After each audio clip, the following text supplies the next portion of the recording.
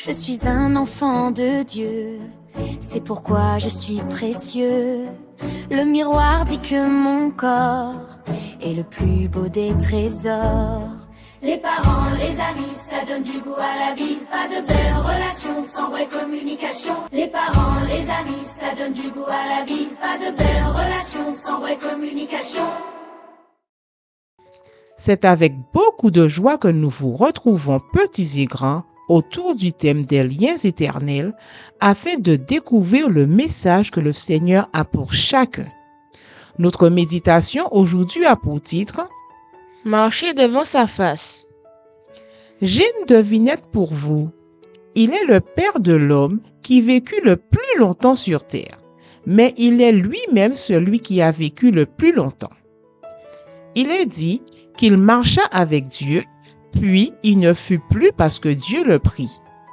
Comme Élie le prophète, il n'a pas connu la mort et vit déjà dans le royaume des cieux. De qui s'agit-il? Enoch? Eh oui, il s'agit bien d'Enoch. Une petite fille avait donné cette explication. Chaque jour, Dieu venait voir Enoch. Ensemble, ils partaient se promener et échangeaient sur toutes sortes de sujets. C'était vraiment passionnant. Enoch avait tellement de plaisir à passer du temps avec Dieu qu'il le faisait de plus en plus avec lui. La promenade les menait de plus en plus loin. Enoch avait du mal à retourner dans son environnement. Un jour, au bout de 300 ans, leur promenade les avait conduits si loin qu'ils se retrouvèrent aux portes du royaume divin. Dieu a alors proposé à Enoch: « Tu es si près de chez moi, pourquoi ne resterais-tu pas ?» Et c'est ainsi qu'il ne fut plus parce que Dieu le prit. C'est une jolie explication, n'est-ce pas? Nous ne savons pas exactement comment cela s'est passé, mais nous pouvons quand même comprendre à partir de ce récit comment se noue la relation avec Dieu, en passant du temps avec lui et en appréciant ces moments. C'est en cela que consiste la marche avec Dieu. La marche est certainement l'activité la plus dynamique et complète qui fait du bien au corps, à l'âme et à l'esprit.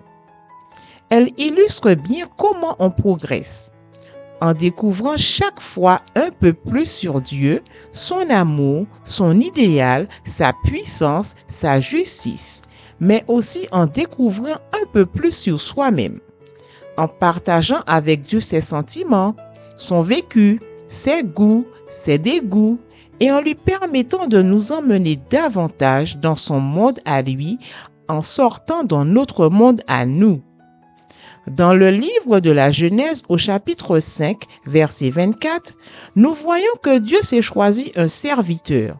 Il lui a dit: « Marche devant ma face et sois intègre. » Il s'agit d'Abraham. Au cours de ce voyage qui a duré tout le restant de sa vie, Dieu a fait Abraham quitter son propre monde pour le conduire dans le monde divin. Cette même invitation est faite à chacun d'entre nous. Marcher avec Dieu de plus en plus loin afin qu'il touche tous les aspects de notre être, de notre vie, et que nous quittions les choses de ce monde et entrions dans le monde de Dieu. Voulez-vous vous aussi marcher avec Dieu? Alors je vous invite à vous joindre à nous en répétant cette prière. Père éternel,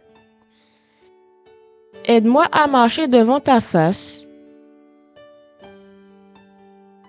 Chaque jour de ma vie, comme Jésus lui-même a marché, en acceptant de quitter ce qui n'est pas de toi, afin d'entrer dans ton monde. C'est dans le nom de Jésus que je te le demande. Amen.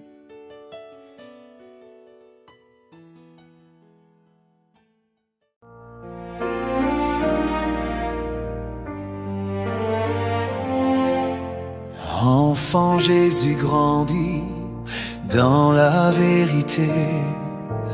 Beaucoup d'amour, de sagesse, il sut montrer. Jésus veut me guider, me montrer la voie, m'invitant toujours à marcher sur ses pas.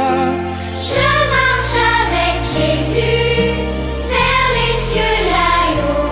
Il m'accorde son Esprit Saint, son amour, son repos. Il peut changer mon cœur et m'aider dans mes choix. Je marche avec Jésus et il marche avec moi.